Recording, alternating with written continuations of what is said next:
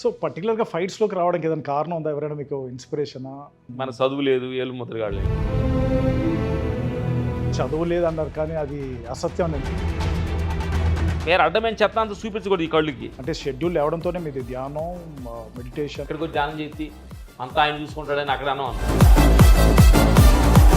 సుమారుగా ఎన్ని సినిమాలు చేసి ఉంటారు మాస్టర్ మీరు హీరోస్గా? హీరోలు 4 చేసామన్నమాట. చేసిన తర్వాత అర్థమైంది మన ఆంధ్రప్రదేశ్ తెలంగాణ మనుషులు మన ఇబ్బంది పెట్టకూడదు.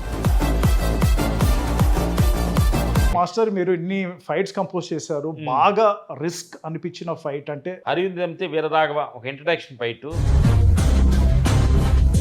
అప్పుడు కొంచెం టెన్షన్ పడమాట. రీసెంట్గా ఒక ఫైట్ మాస్టర్ చనిపోయాడు, మీకు తెలిసే ఉంటుంది.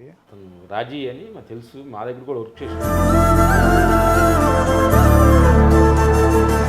మన కంట్రోల్ లేని కొన్ని ఉంటుంది, సహజం జరుగుతుంది. ఇప్పుడు అన్నయ్య మీ పిల్లలు ఏం చేస్తున్నారు? మా పెద్దోడు మా జాబులోకి వచ్చారు అనమాట. పేరేంటి? రాహుల్. ఏ సినిమా చేశారు? ఈ అఖండ 2 ఇవన్నీ థ్రాట్స్ అని వాడు క్రియేట్ కూడా